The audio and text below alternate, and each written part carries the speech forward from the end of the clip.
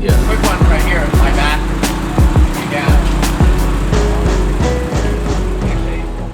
Hey everyone, Chen here. We're doing another fun collab episode with our friends from 7-Eleven. They love cars and car culture. So we're doing this Where Larry series. And where am I this time? I'm in the Tacoma, Washington area, and we're featuring Griots Motors, which is a restoration shop. And they have an incredible collection. We're gonna take 2 cars from a similar era out in downtown Seattle for some photos. And of course, you know, we're gonna stop at 7-Eleven. But what I'm most excited about is the fact that they have Ayrton Senna's winning McLaren from Monaco, and they're gonna let me sit in it. I'm so excited. I cannot believe a collection like this exists.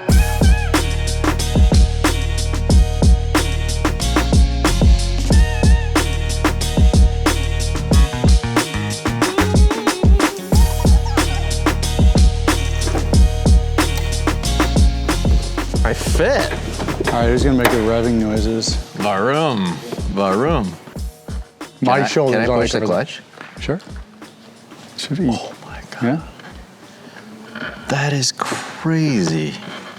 This is a Monaco winning, his 5th Monaco winning car, where he was going against Nigel Mansell, where he held him off for, I forget how many laps, but I think it's probably around 7 to 8. I just could not imagine driving this 10th. This is just like so insane. Have you sat in it? I have. So it's funny, this is the last year of the Honda engine, and 2017 is when we got it. We bought it like directly from McLaren. They weren't doing too well at the time. They had to sell some of their core historic assets, and you would think that they would keep this one though. We walked through their boneyard there, and the stuff that they had was just insane. I mean, they have all the championship winning cars. This is a non-championship winning car, so for them, it's definitely a significant car. It just blows me away how basic this is. There are switches and things. Like, it looks like there is some sort of traction control switch here. Mm-hmm. And some other little things like putting in a reverse. There's a drink button here. But everything is so far away. Yeah. Like, I know for a fact that all of these controls are now on the steering wheel. Yeah. But this is just so basic. There's like 2 buttons, one for radio. This car's not simple in any way. You need a laptop to start it and make any adjustment to it. But it is probably the last of the, in my opinion, beautiful, simplistic Formula One cars. Well, look, even in here, there's this tech sticker. Is that a FIA tech sticker? Yeah, that's going to be all of its registration, everything like that. Make sure that's an official chassis. Pretty much everything that makes it a valuable car. Do you think this is the most prized car in this collection? Right now it is, yeah. We've had a lot of Formula One cars and like significant race cars, and a lot of the conversation previously was, what's the next generation, or what do you think of, at least my brother and I'm 35, my brother's 38, and it was a question my dad kept throwing around because we had Clay Regazzoni's 312B, we had Niki Lauda's 312T, and a few other significant Formula One cars that the majority of more recent Formula One fans couldn't recall. And the people that we were dealing with in terms of the other collectors interested in buying the car were a little old. In terms of condition, like the way that I see it now, it looks like a brand new vehicle. Yeah, McLaren restored it before they sent it to us. So the cool story behind that, well, the cool and weird story is that in 2017, around 2017 when we started talking about buying this car from McLaren, the contract was signed, they broke with Honda. And so there was a big, breakup there. And they own the motors to these cars, and McLaren owned the chassis. So what we effectively bought was a chassis without the motor, but they were able to have Cosworth reverse engineer through a 3D scan of the original motor, and they reconstructed it in their shop. And they were about 2 years late, but built a, that's what they said. They sent us an engine table over there as an apology. Wait, so this is the engine? No, that is not the engine. That's a test motor. It's a V8 that apparently revs out to 18,000 RPM that they built into a table. Now we just have to get a piece of glass and throw it on top. So then, is there an engine in there? There is an engine in there. It's been tested. It's been driven. But it's not the original engine. Yeah, and it won't ever be because that's a leased piece of equipment. Yeah, so we would have to go and buy it from Honda, which I'm sure would not be an easy thing to do. Maybe we could get some friendly guy on the other side of the phone that wants to remarry the motor with the original car. So it exists somewhere out there. It does, yeah. I just cannot believe even being able to just be this close to this car. You know, I've seen so many pictures of this car. I never thought I would be able to see it in person, let alone sit in it. It's a pretty jarring car. First of all, the colors are just insane. They're iconic. I don't think there's very many cars outside of like the Ferrari red that really draw your eye, like the Marlboro McLaren era. And this is obviously the most iconic of those eras. But yeah, it's one of my favorite cars. That was the big push. Opportunity came through, and I think it took us a collective 30 minutes to decide that this was the car that needed to be in the collection and not anything else. So you haven't changed anything since it arrived. Did it No. fly over from the UK? It did, yeah. They come in these big skids. Sometimes they don't make it undamaged, but this one was perfectly fine. Is it just the car, or did it come with a bunch of spares? It came with a ton of spares. So there's crates and boxes full of additional spares, like the starting equipment, all the like the laptops that contain like the heart and brain of the car. So I guess the heart is the motor, but the brain of the car is really how you operate and start these cars, and very valuable and required. So, do you think your team here at Griots will be able to learn the stuff from McLaren to be able to start this on your own? I think with the more modern Formula One cars, it's not in our interest to try and compete with someone like McLaren over that. I think they keep a lot of that tech close to the chest for obvious reasons. They don't want anyone to lose it, or it comes with the car. We can figure it out. We're going to get this running on our own. The idea of like going out and buying these cars, you kind of have to be able to do that. I guess in the sense of advertising that as a service that we do, McLaren is probably the trusted brand to do that. It's crazy, and you guys watching are probably like, oh, well, why don't you just turn the key and start this thing? With race cars like this, if you start it incorrectly, you will damage the motor and maybe ruin the motor forever. Yeah. So you have to warm up the oil, you have to warm up the water, you have to do all this stuff, all the steps to get it to the point where it can crank over. Cold start is an understatement. It's so crazy, and we're going to move on. There's so many cool cars here, and I just keep wanting to talk about this because this is just so new to me. What do you even do if you need a spare part? Like if you just need like a spare mirror or something. Did you have some kind of arrangement with McLaren? Like, hey, No. we'll help you, or you have a good relationship with them? I'm assuming. We have a good relationship with them. Richard owns the car. Part of the process was, of course, meeting Zach Brown and building a good relationship with them. This isn't the only McLaren we own in our collection, so everyone in around the McLaren nucleus is aware of what we have, and it's just part of the McLaren family. But I would imagine any specific part on this, depending on how severe it is something that they can either remanufacture or have in their store of parts. Which, if you go to the McLaren Museum and factory, it's insane what kind of operation they run day to day just to keep the operation of Formula One going. They have like just giant machines milling the center locks of every rim and remanufacturing parts that they know are getting damaged over the course of a Formula One weekend. And they have a 100-seat engineer room where every engineer is assigned to a specific part of the car. It's awesome. It's also such a different experience from how cars were driven previously, where you have very specific inputs and very specific requests, and strategies for how those guys go and win a race. A couple of things I wanted to touch on, and just to clarify things, what is this building? Like what is Griots Motors? So this facility is Griots Motors. This is the shop. We do restoration and sales here. So we're actually a bring a trailer specialist and certified partner. What we do here is what we used to do at Griot's Garage when we were kind of the skunk works, underground operation there.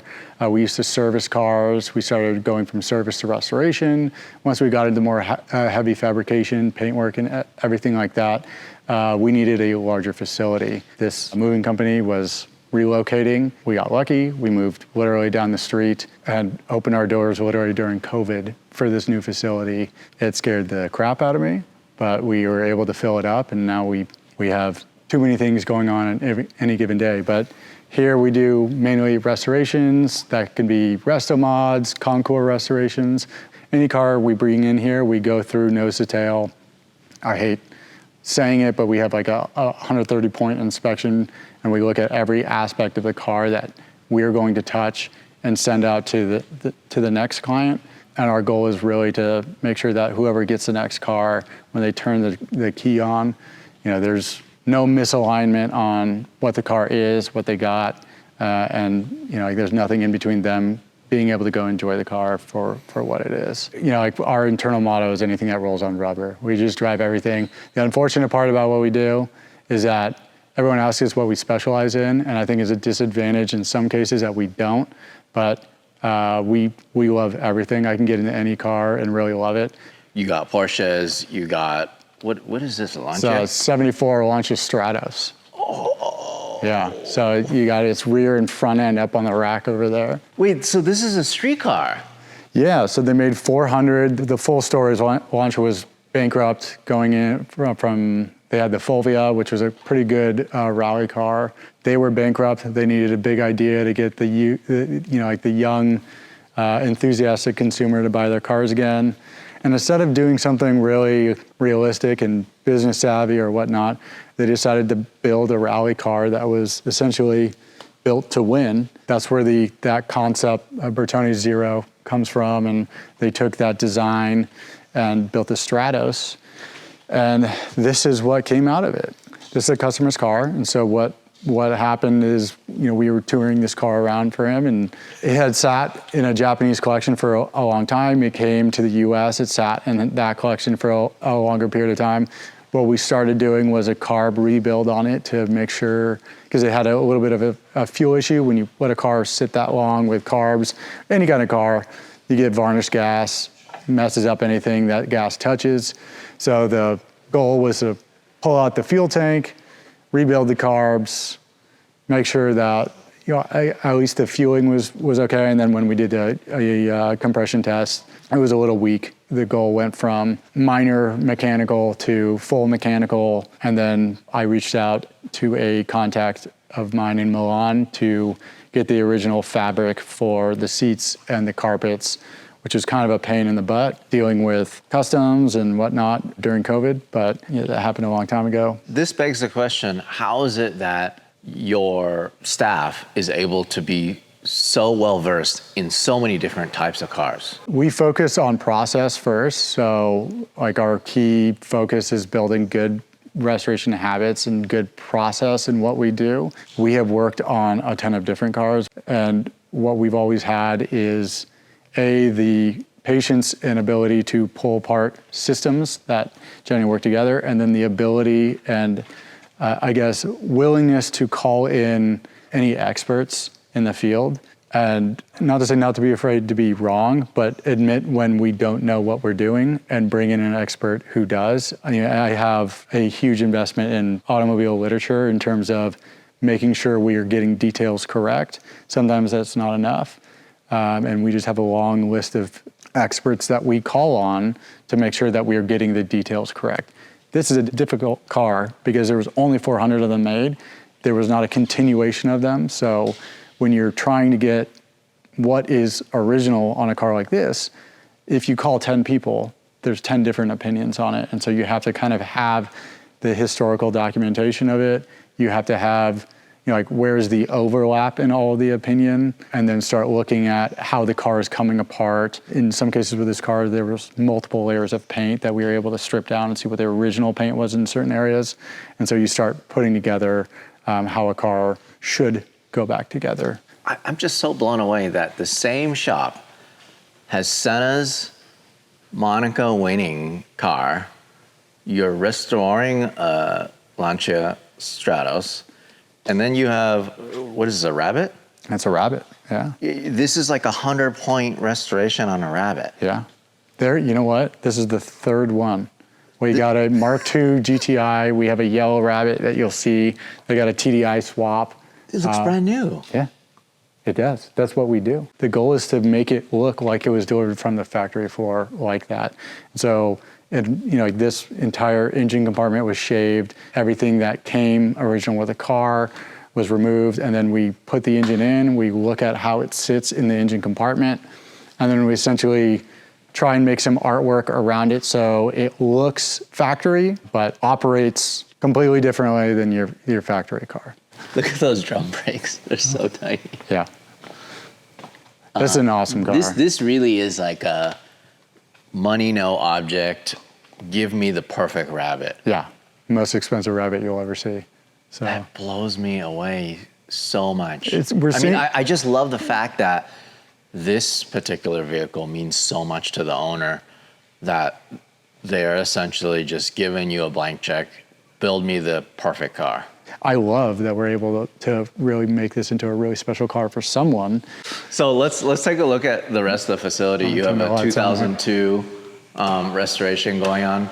Yeah, so this is a paint facility. You know, what really blows me away about your facility and your operation is not the quality of work, it's the variety with the same quality. Yeah. That's the thing.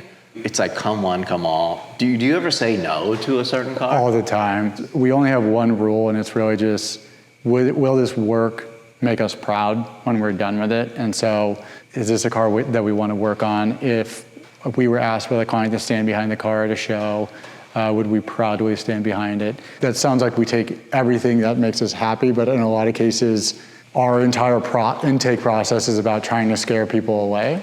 Because the thing we're focused on every time is anytime we touch a car, it's going to be a 100-point car. Whether you want to resto mod it, whether you're just in for a paint job, whether you're in for a full restoration, we're going to do a 100-point car. And the challenge of that is when someone comes in and says, okay, I only want to do half a car, like this Jeep behind you, and it's difficult to draw a line there. As you unwrap, you start finding things that are wrong with the car, so it can very quickly go from the goal is only to repaint this car, but we found rust, and now we have to do fabrication, and now we have to do all this. So the scope can creep from a half resto or a partial restoration, as we say, to really creeping into a full restoration. It's almost easier just to fully restore the car.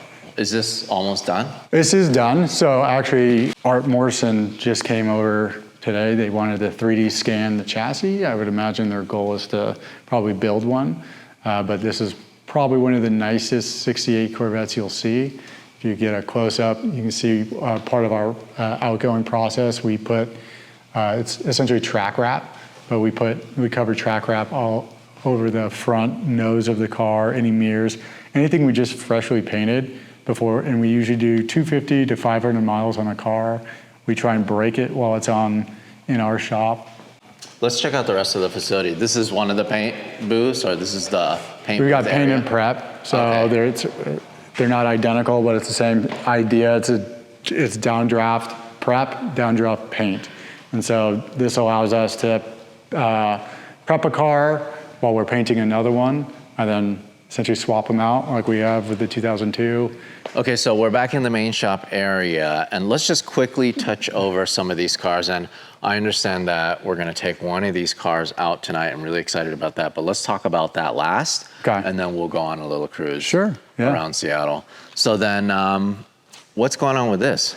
This is just an Alpine. It's actually my brother's car, and he bought it. It was actually in really good shape, but part of what we do here is we kind of make sure it's in perfect shape. So we go through the inspection and touch everything up, make sure components are repainted and look great, and now it's ready to go. So it's kind of a quirky French automobile. I don't know a ton about them. I think they look cool. The wheel is probably one of my favorite things. They're little like muffin tin That is so cool. wheels, and what a weird, so rear engine. French. It's just French. Rear engine V6.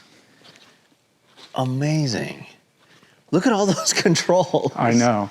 For the, I have all like these controls for the audio. when the photo came through that this was coming in for us, I kind of rolled my eyes, but it's a really cool car. Like historically, it's a pretty cool design, and they've aged really well. I think it looks great. And it's fun to get something in like this and work on it. But it's definitely challenging. Parts are difficult to source for cars like this. It's not just imported cars that you're working on domestic vehicles too. Yes, so this is a 66 Chevelle SS, but it's got a big block. This is my dad's, and it hadn't been serviced for a long time. I actually got married in this car. Grew up with my dad, my older brother doing burnouts in this thing, and it's one of those cars that just will never leave the collection. It's in for a little love, so we can drive it towards the end of the summer, and it had 15-year-old tires on it. So then there is still a part of this business that is restoring the personal cars. Oh yeah, I think really early on it was him and a couple of clients, and now we've done really well to add a good amount of clients where we're happy to have one or two of his cars in here at any given time. So then this is this 911's in here for a full restoration as well? Yeah, and this is part of the problem. Not a full restoration, but this is part of the problem that we encounter.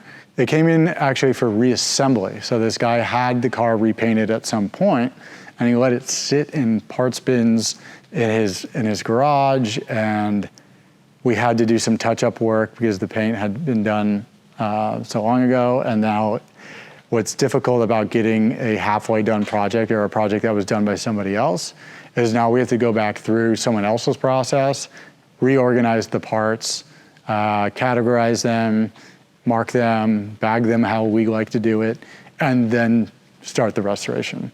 So this is about a 50% complete restoration.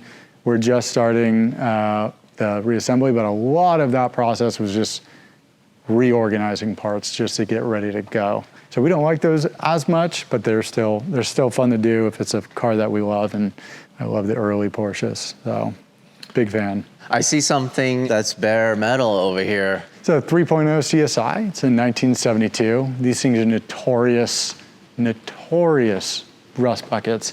They ship these things sideways like sardine cans.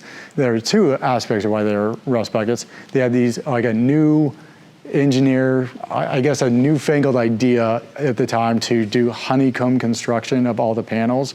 So you have all these crisscrossing compartments in here that would trap water. It would never escape. And by the time these guys got on the lots, they were already rusting.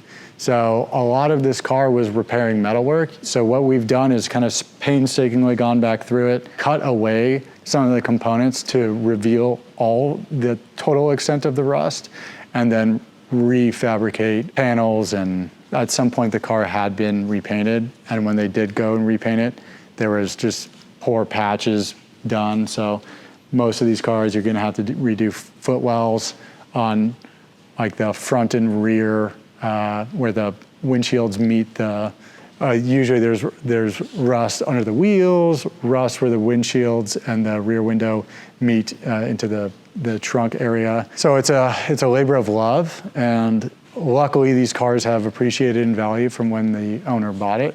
9 times out of 10, if you're gonna buy a 3.0 and you have not seen bare metal photos of a bare metal restoration of it, don't buy it. Do your guys get excited when they have to tackle a new project, something like this, that is a challenge and something new to them? I think I think there's a point where it's exciting. He'll be excited when he gets off of this job and onto a new one. I think at the start of it, it was an exciting project because it was such a large project. I think where they get excited about challenges in the fabrication department is when you're allowed some aspect of creativity and how, in a lot of the custom cars, you're going to get a drawing, best drawing possible that captures the ideal look of the final outcome.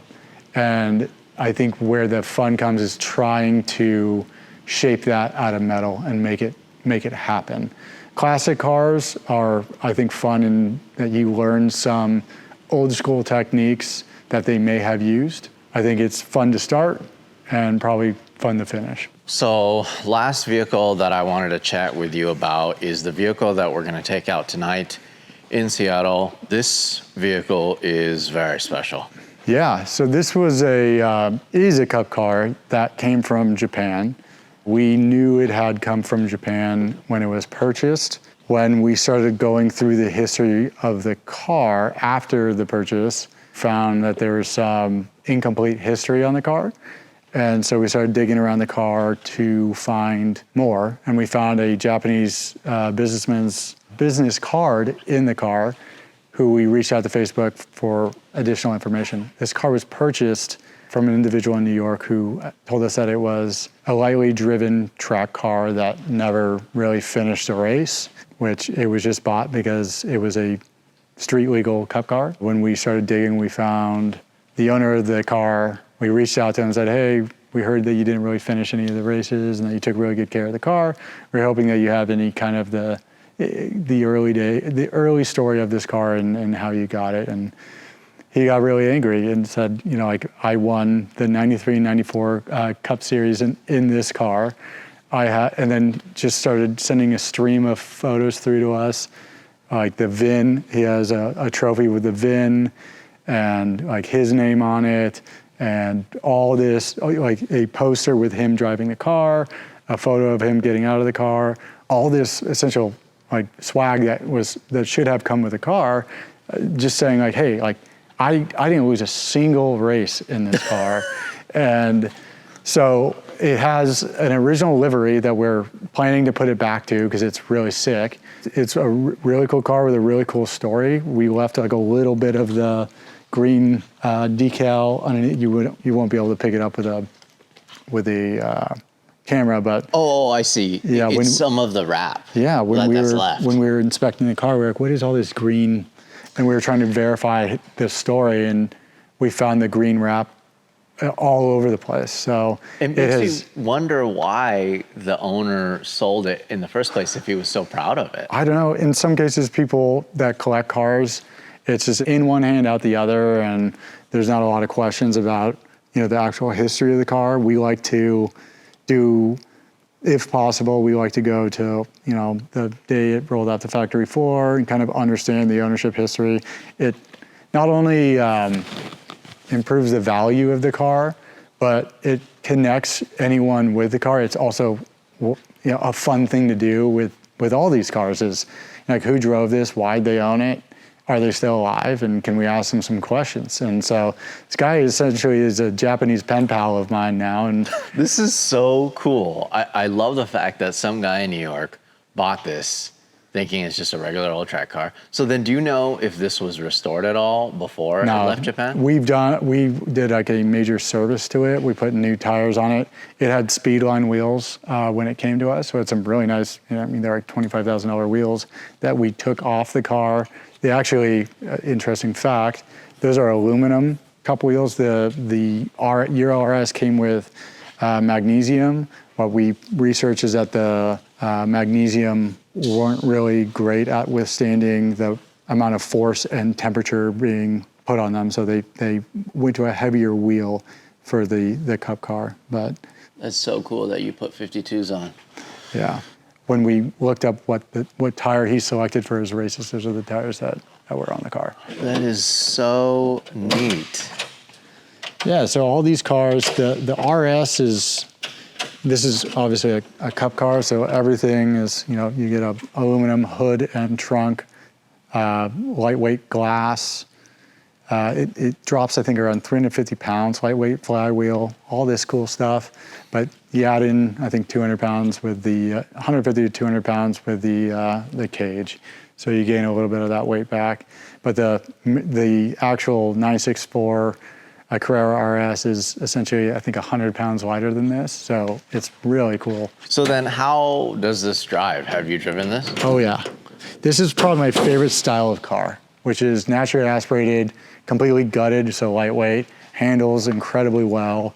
Nothing about this car will scare you power-wise, but it is so tightly wound, pretty much well-behaved. It just handles so well. And it's just the kind of power delivery I really like is just linear, fast, more quick than fast, but yeah, very sticky.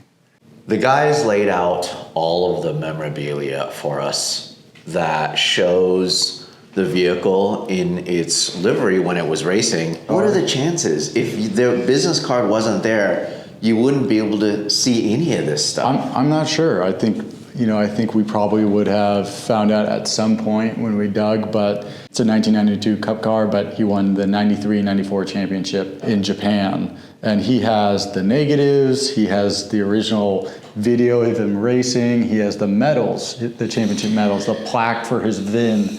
This is what is so weird to me. Why would he send you this stuff? Doesn't it make sense for him to keep it? Or does he think that the lore of the car is so important to keep it all with the car? He thought that the spirit of the car, he thought that it belonged with the car. You know, he had all the memorabilia from the race history, everything that happened with the car, and we agreed that it needed to be married again, and that the history of the car, his achievement in the car needed to be celebrated where the car was. And so he was a very nice guy. He sent us a very nice letter. All of the magazines featuring him and his winning efforts. I love these. These posters are so neat. I think most of the time when we buy a car out of Japan, they have everything documented, but this is a different degree. And we're really lucky to have this car. It's a really special car. This is what makes cars kind of fun to own, is when you have the full story on it. And the idea is to put the livery back on it, you think? Oh yeah, oh yeah. The goal is to get back to a point where it has the Yanishin livery on it. We have the ability to do that here. We need the time. We need to find the time to do it. But I can't imagine anything cooler than driving this thing around, because it's a street legal Cup car. Yeah, it would be cool if it's driving around this area, Seattle, but also it would be cool to take it back onto the track. Oh, 100%. Locally. Yeah. And you have all of the materials to support it to make sure it's completely accurate. Yeah. Got the little stickers to put on it. And there it is. It's amazing to me that it was an important enough car for all of this stuff to exist. Yeah. Of course, championship winning car. It's a really cool story. We love this car. You know, the cars that stick around usually have a big story. So cool. Woo-hoo-hoo, look at that thing.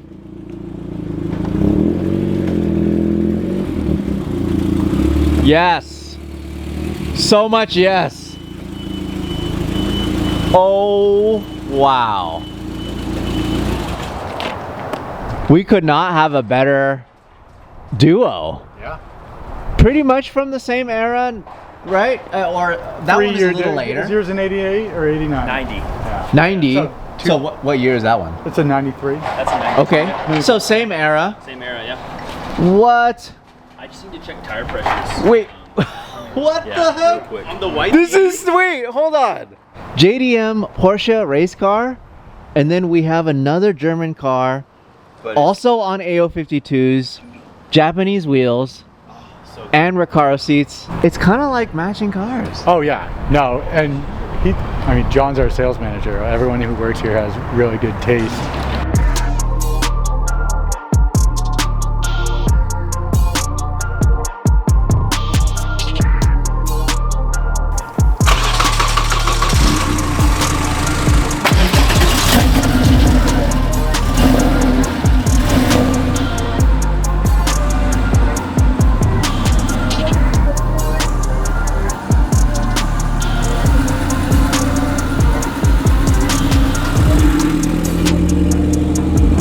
What an absolute dream shoot. Two iconic early 90s cars. First up, we're gonna stop at 7-Eleven for supplies, fuel, snacks, drinks, and then we're gonna go on our shoot.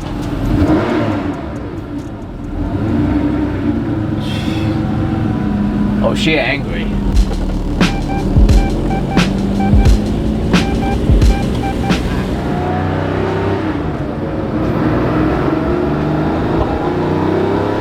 This thing sounds so good.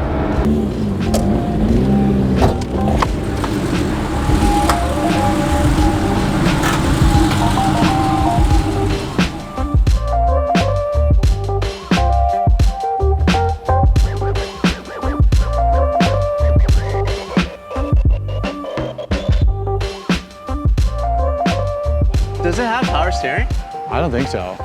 I see you like cranking on that thing. It does not have power. I was thinking, I was like, definitely not.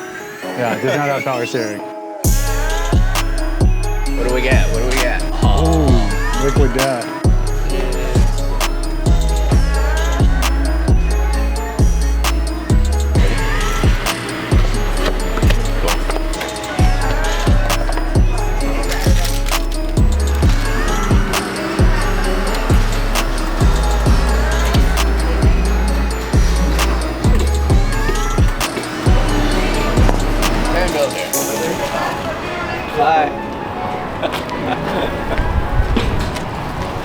So good. A freaking cop came by and he was like, "These your cars? Huh? These your cars? They're really nice. I really like these so much. Whose red car is this?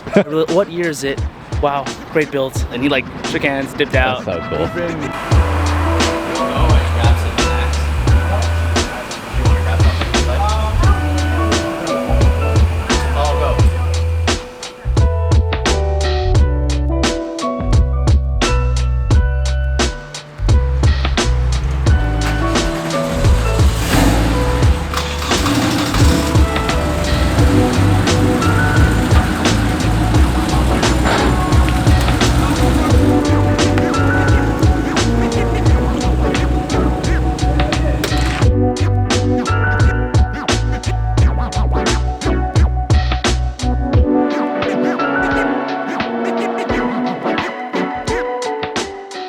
Okay, Tyler, you're spitting some heat right here. Okay. I'm sorry. Wait. Okay, so one thing that I'm really enjoying about these two cars is they're both the same generation. They couldn't be more similar, but also more different. Like on the left, we have the Carrera RS, the Porsche that is just a beautiful used bar of soap. It's curvy, it's round, it doesn't have a hard edge on it. And then we look at the BMW M3 here, and it's just hard edge all over the place, but it still has curves in it, but it is just as edgy and as like boxy as it can be. And these two cars are just so perfect together. I love them. So good. I've never heard anybody call a Porsche a used bar of soap, but I think it's very appropriate. I just love the fact that we have a Japanese delivery race car legalized for the street, and then we have same era, same generation E30 with Japanese wheels, both on AO52, Advan, Yokohama tires. What a dream shoot.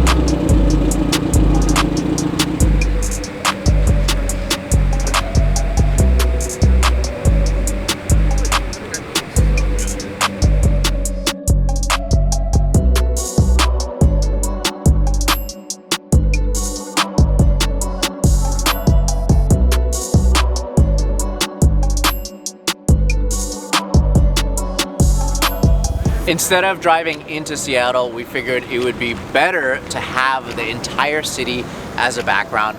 We came to this boat launch area and it looks incredible. Both cars are so cool. I also love the fact that they both have roll cages. I also love that 7-Eleven as a brand, they're just so stoked on car culture.